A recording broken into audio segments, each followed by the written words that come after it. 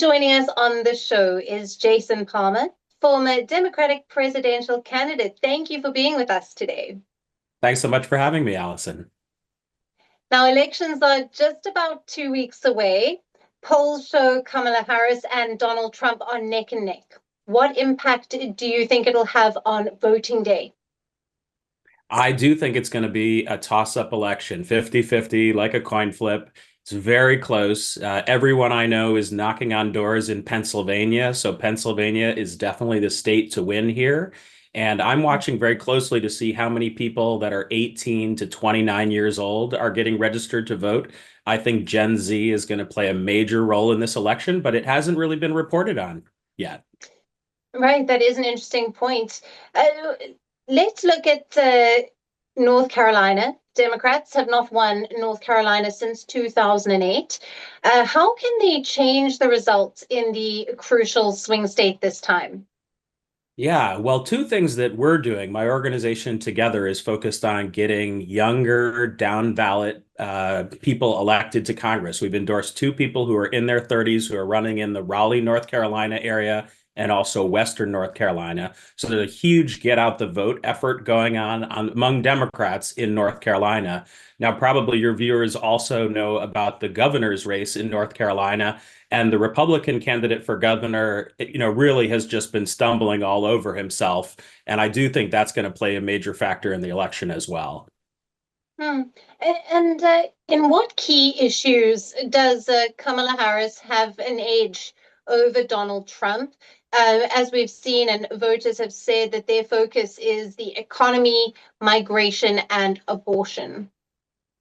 Yeah, definitely a woman's right to choose is a major issue where Kamala has a very strong advantage over Donald Trump. In fact, it's even difficult to know exactly what Donald Trump's position is right now, even though he put three justices on the Supreme Court, even though they overturned Roe v. Wade. He's kind of running against his own position there and muddling that issue. But Kamala speaks very strongly about women's rights, women's reproductive rights. And then there are 12 states where there are referendum on the ballot to actually enshrine that women's rights to choose. And North Carolina is one of those states. Right. Let's go further into the policies of economy and migration. Some people have said they weren't exactly sure on Kamala Harris in terms of her policy on economy and migration. So both of these issues, what are your thoughts on this? I think that Kamala has been trying to make headway on both of those, but if there was a poll today, Donald Trump would still rank a little bit higher on how he would handle immigration or how he would handle the economy. In truth, Kamala did prosecute a lot of the criminal gangs that were crossing the border and involved in a lot of the trafficking in California. So she does actually have a strong record from when she was an attorney general. But over the last 3.5 years, it's hard to argue that the Biden administration has had a good set of policies on immigration. The border really needs a massive reform. And, Biden and Harris tried to push something through in the Senate and the House, but it got blocked, mostly blocked because Donald Trump said he didn't want that legislation to pass. So I think generally voters kind of think immigration is very messed up right now, and they would be right about that. And that's one where it polls, slightly in Donald Trump's favor, even though the policy he's advocating, that we're going to forcibly remove 15 million undocumented immigrants. This is very un-American. It's a terrible idea, but the polls do show that a majority of Americans support that. They're so fed up with the bad immigration policies. Right. And Jason, you have touched on it. Pennsylvania has emerged as the main battleground. How important is the state for both the candidates? I think it's all or nothing in Pennsylvania.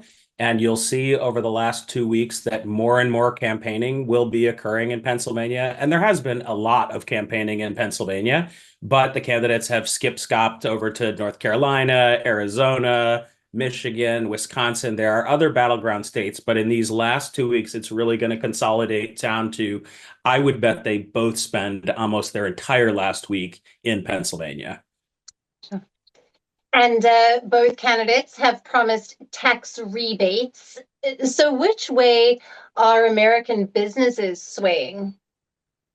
Well, that's a real mixed story right now. So there are some people in Silicon Valley who have come out very strongly pro-Trump on the venture capital side, which is where I work as a venture capitalist.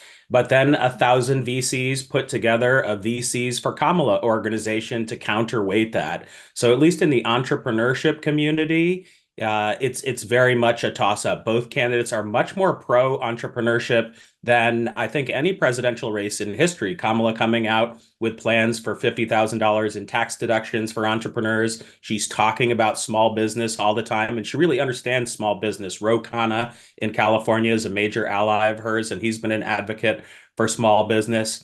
So this is a small business election more than any I've ever seen. Absolutely. Jason, thank you very much for your time today. Thank you for being on First Post.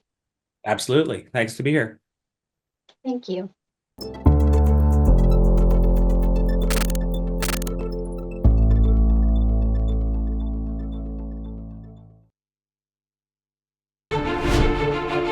First Post decodes the U.S. election, explains how America chooses its president. Your primer on the race to the White House. Everything you need to know about how America votes and its global implications. U.S. Election Explained. Every Monday and Thursday only on First Post.